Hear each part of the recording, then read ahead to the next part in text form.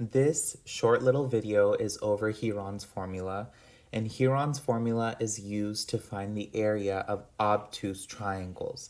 So remember, an obtuse triangle is going to be a triangle with an angle that's larger than 90 degrees. So the formula is broken up into two separate pieces.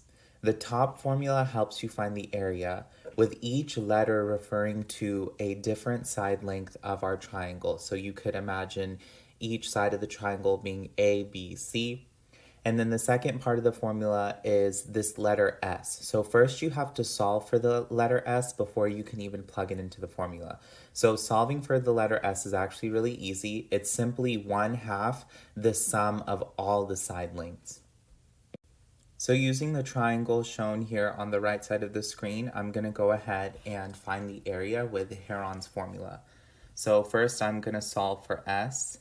So S is equal to 1/2 the sum of all the sides. So 51 inches plus 45 inches plus 38 inches. And I'm going to go ahead and plug this into a calculator. You will get a calculator for this part of the test. So I got 67 inches. Now I have to plug in S and A, B, and C into the total formula. So area is equal to the square root of 67, parentheses 67 minus 51, which is A, times 67 minus B, which is 45, times 67 minus C, which is 38. And again, I'm going to plug all of this into a calculator. And I find that the area is equal to 827 inches.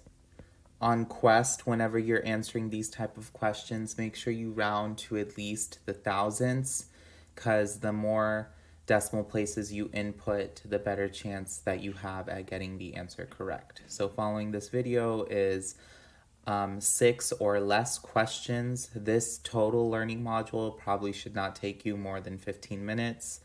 So good luck. If you have any questions, please ask.